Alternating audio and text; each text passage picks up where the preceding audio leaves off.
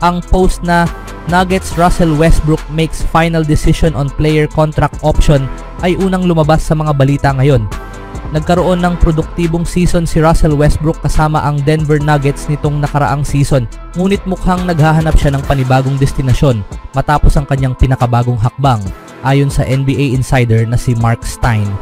Ang manlalaro ng Denver na si Russell Westbrook ay tatanggihan ng kanyang player option para sa susunod na season upang maging isang unrestricted free agent sa Hunyo 30, ayon sa mga source ng liga na nakausap ng The Stein Line.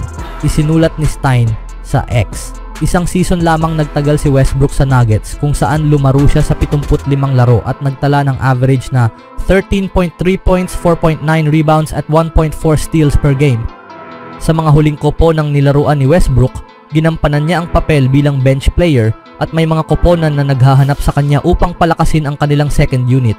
Hindi pa tiyak kung anong mga koponan ang interesado sa kanya, ngunit lumabas ang isang ulat kamakailan tungkol sa isang grupo na balak siyang bigyan ng malaking kontrata upang mahikayat siyang lisanin ang NBA, ayon kay Nemanja Zoric. Nakipag-ugnayan na ang Hapoel Tel Aviv sa former NBA All-Star na si Russell Westbrook, isinulat ni Zoric.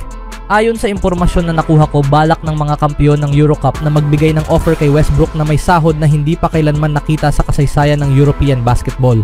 Malamang na naniniwala pa rin si Westbrook na marami pa siyang maibibigay bago siya magdesisyong pumunta sa ibang bansa at maaari pa rin siyang makatulong sa isang kopo ng contender sa liga. Isa siyang malaking karagdagan sa Nuggets at hindi maikakaila ang chemistry nila ni Nikola Jokic. Para sa anumang kopo ng gustong makuha si Westbrook, alam nila na ibibigay niya ang lahat sa tuwing sasabak siya sa laro.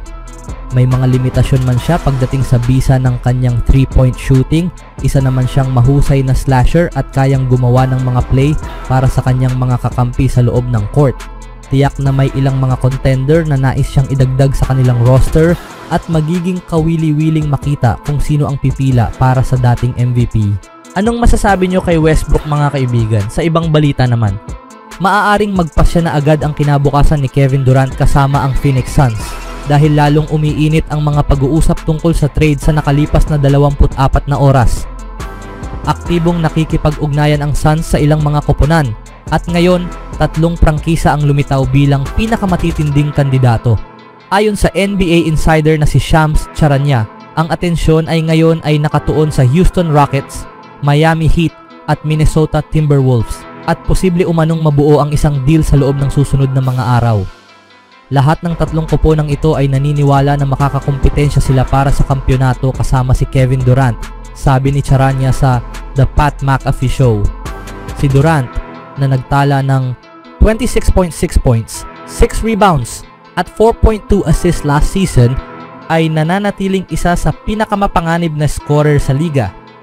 Gayunpaman, matapos mabigong makapasok sa malalim na bahagi ng playoffs ang Phoenix, mukhang handa na ang prangkisa na mag-move on mula sa 15 beses na All-Star. Aggressive umano ang Miami sa kanilang paghabol na layong ipares si Durant kay Bam Adebayo upang bumuo ng isang matatag na duo sa Eastern Conference. Ayon sa mga ulat, abala ang front office ng Heat sa paghahain ng trade packages na maaaring magsama kay Tyler Herro at ilang draft picks. Samantala, malakas din ang pagtulak mula sa Houston at Minnesota.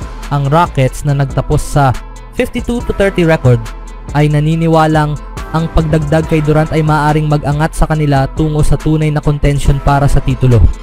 Ang Timberwolves, nakatatapos lang ng sunod-sunod na paglahok sa Western Conference Finals, ay nakikita si Durant bilang nawawalang piraso upang makatawid na sa tuktok. Sa papalapit na NBA draft sa Hunyo 25, lalong tumitindi ang pangangailangan na maisara agad ang isang kasunduan. Kung mangyayari ang trade sa mga susunod na araw, maaaring matukoy na ang susunod na destinasyon ni Durant bago pa man magsimula ang draft. Ang masasabi ko lang ay kung mangyari man ito, kung sakaling pumasok siya sa locker room ng Miami Heat, papasok siya sa isang sitwasyon kung saan mayroon kang isang Hall of Fame coach na si Erik Spoelstra, ang Nostra, isang kopo ng may kultura na.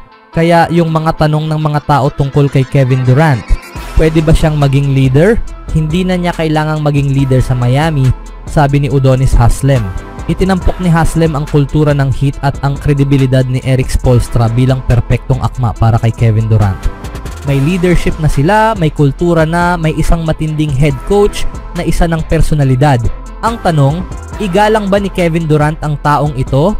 Yung kanyang mga karangalan, MVPs, Hall of Famer, mga scoring championship, hindi mo pwedeng basta-basta turuan si Kevin Durant.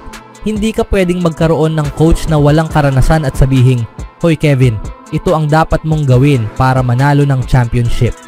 Ang magiging sagot ni Kevin, "Mas marami pa akong championship kaysa sa iyo. Ako pa ang pwedeng magturo sa iyo kung paano manalo ng championship." Kaya kung may coach na may ganong klase ng pedigree, igagalang yan ni Kevin Durant. Tinapos ni Haslem sa pagsasabing, "Oo, magiging maayos ang sitwasyon sa Miami, pero sa huli inilagay ni Kevin Durant ang sarili niya sa isang posisyon na karapat-dapat niyang piliin kung saan niya gustong pumunta." Papasok na si Durant sa kanyang labing-walong season sa NBA at kasalukuyang nasa kontrata pa rin sa Phoenix Suns. Ngunit pinalilibutan siya ng mga espekulasyon sa trade mula pa nung trade deadline noong Pebrero. Nagtala siya ng 26.6 points, 6 rebounds at 4.2 assists in 62 games this 2024-25 season. Ngunit hindi nakapasok ang Phoenix sa playoffs matapos magtala ng 36-46 record. Habang humaharap ang Suns sa isang off-season na puno ng pagbabago sa ilalim ng bagong head coach na si Jordan Ott, maraming contender teams ang nananatiling alerto. Lalo lamang naging kapanapanabik ang sitwasyon dahil sa mga pahayag ni Haslem, lalo na't naghahanap ang Miami ng susunod na superstar upang idagdag sa core ni na Tyler Herro at Bam Adebayo. Samantalang series tied na ang resulta sa NBA Finals Game 4 sa pagitan ng Indiana Pacers at ng OKC Thunder. Sa Pacers, si Pascal Siakam ang nanguna sa scoring para sa Indiana na may 20 puntos at 8 rebounds, then sumunod si Obi Toppin na may 17 puntos at 8 rebounds. Samantalang si Tyrese Haliburton ay may 18 puntos lamang sa game na ito. At hindi na isang sorpresang nakuha ng Thunder ang panalo sa pangunguna ni SGA na kahit mahigpit ang bantay sa kanya sa halos buong laro, ay bumawi naman ito sa pamamagitan ng free throw.